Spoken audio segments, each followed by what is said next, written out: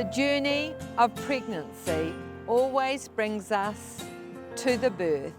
Every birth experience is different and unique. Two women can have similar birth experiences, and one can feel as though she's had a positive experience and another negative. Research has shown that women who have information and feel in control have more positive birth experiences. I'll take you through the labour process as a normal, natural life event, with the mother and baby being healthy and being delivered at full term. What you can typically expect in the process. For you to fully understand labour, it would be in your best interest to understand and know a little bit of anatomy, particularly if you have a midwife or doctor in attendance who will use the jargon of labour and childbirth around you. Normal positioning for a baby is head down, and usually you'll feel movements on your right hand side, and that means the baby is in the optimal position for birthing. You might have heard about posterior positioning. This just means that the baby is still head down, but its back is just turned around and is facing your back. You also might have heard about breech, and this just means that the baby has flipped around and its little bottom is facing to come out first. Another important aspect of the anatomy in childbirth is your uterus. It's also known as the womb. It's a bit like a pear shape and it grows throughout the pregnancy. And so when you're at full term, it's as big as it's going to be. And at the bottom, at the neck of the womb, it comes together and is a little tight piece called the cervix. It was open when the little sperm went up and fertilized the egg, but once you're pregnant, it closes up and has a little mucus plug in there to keep everything safe and secure inside. The baby is in what's known as a bag of waters. The term for that is also amniotic fluid being in a membrane. It's kind of like a clear plastic bag. And so the baby is within that, in your womb, safe and secure, and as a lovely cushion as well. The baby is connected to the placenta, which feeds it through the umbilical cord.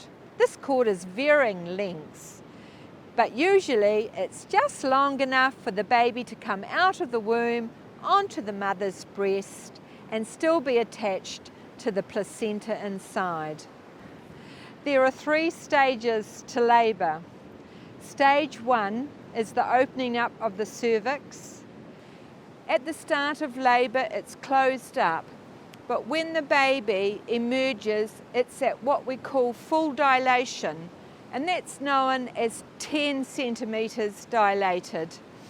Opening the cervix and thinning it out. This is known as effacing and dilating.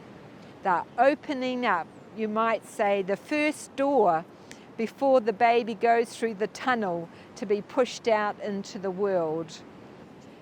The second stage of labour then is the pushing out of the baby, is one where you get involved, where you push with each contraction.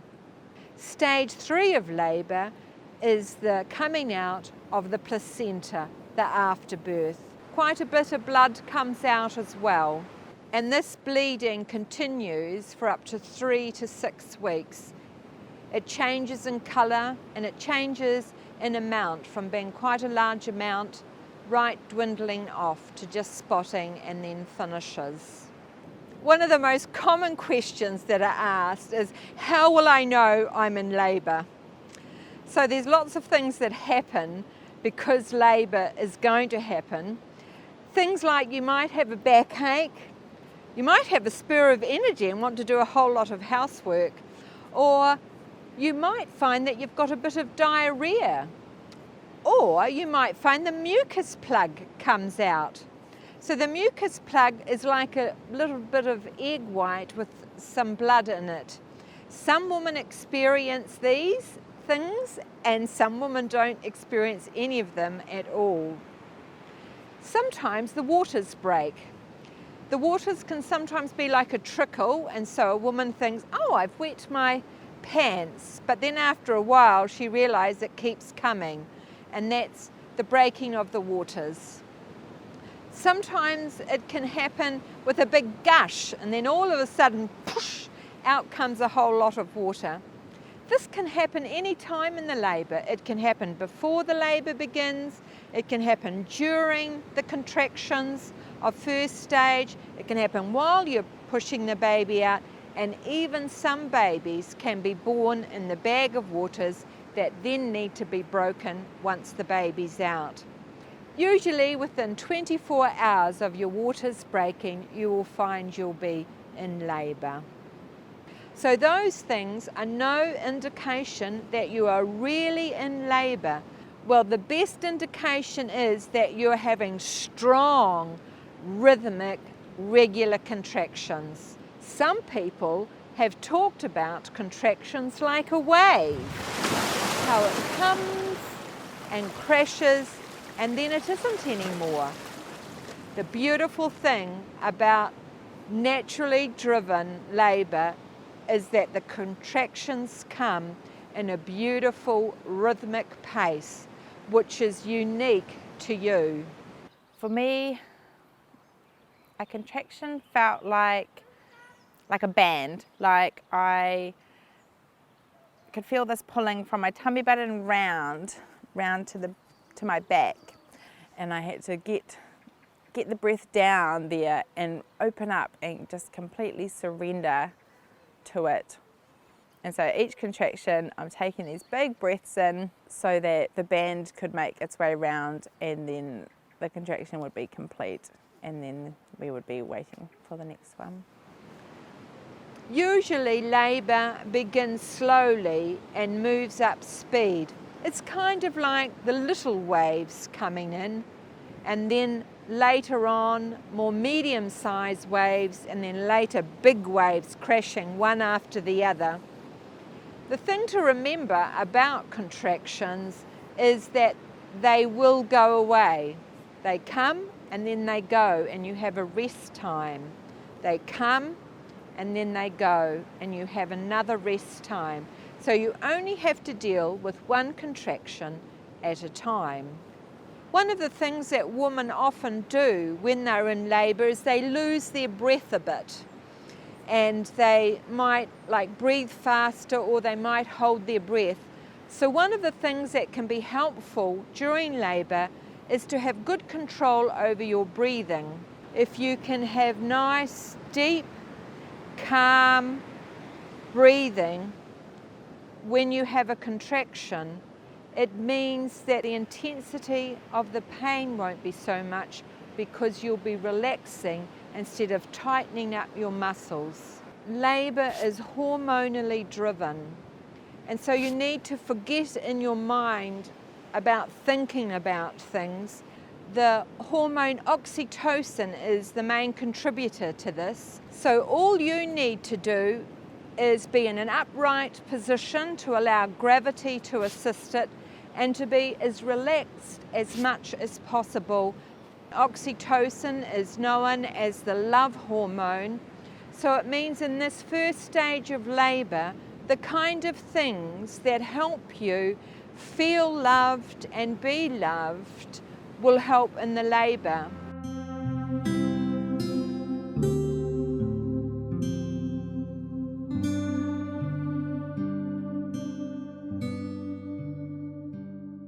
That time of that first stage of labour can vary enormously, from just being a few hours long to a few days, and it's still within the normal range.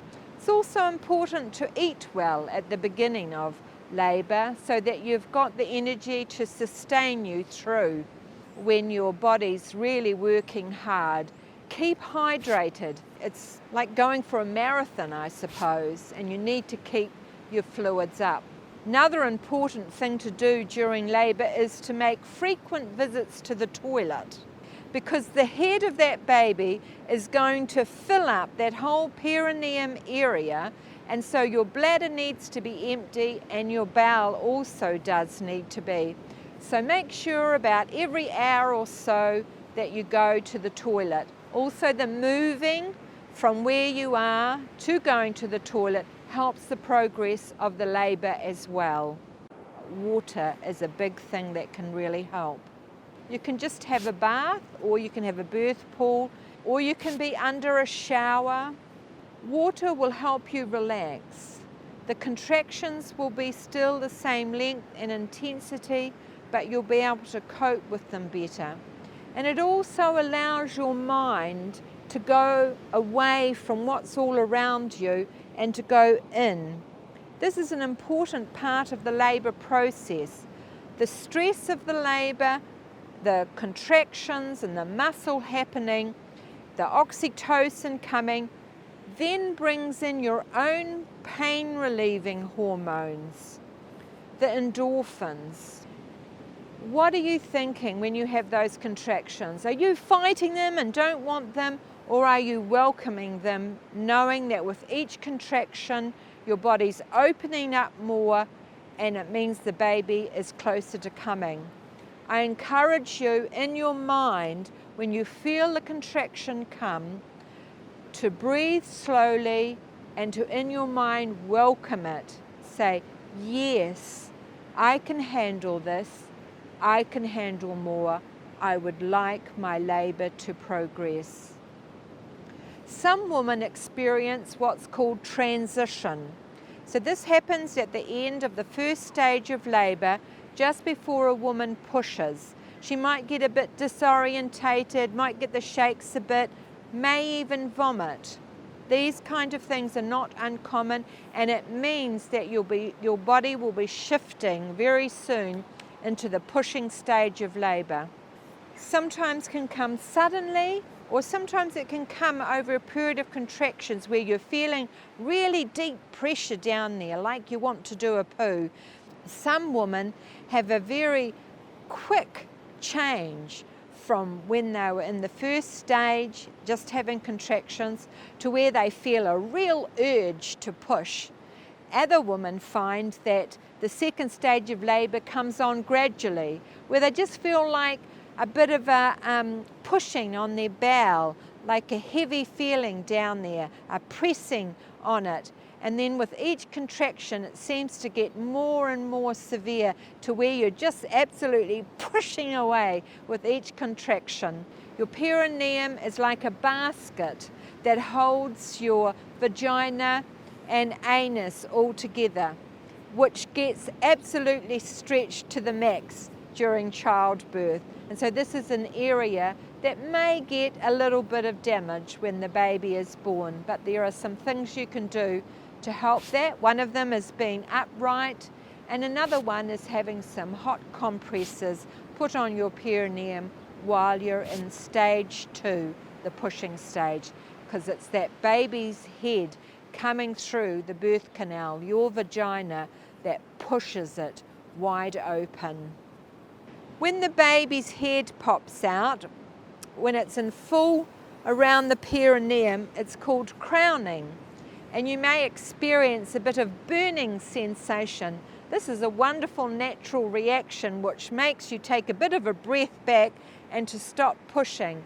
And so that means the baby's head can ease through your perineum and mean it'll be less likely to be damaged. Once the baby's head is out, then turns its little head to the side, and with a whoosh and the next contraction, the rest of the baby is out. And what joy and elation at that point that happens. With the medicalisation of childbirth has come all sorts of medical pain relief options. I'm not going to go into them in this particular video. I'm going to talk more about that in my video on informed consent. One of the things that can be very helpful to you is having a support person with you who can sit with you and reassure you. Labour can be a really exciting time and nervous time at the same time, and that's all right if you have a little bit of nerves around going into labour. It's important to be able to talk about these though. So before you enter labour, if there's something that is of a particular concern to you, that you have someone to talk to about it. Someone who has a positive take on labour and can help you just air your concerns and relieve your fears. I hope you'll look at my other videos which will help you in your labour process as well, and we'll continue this journey together. Happy parenting.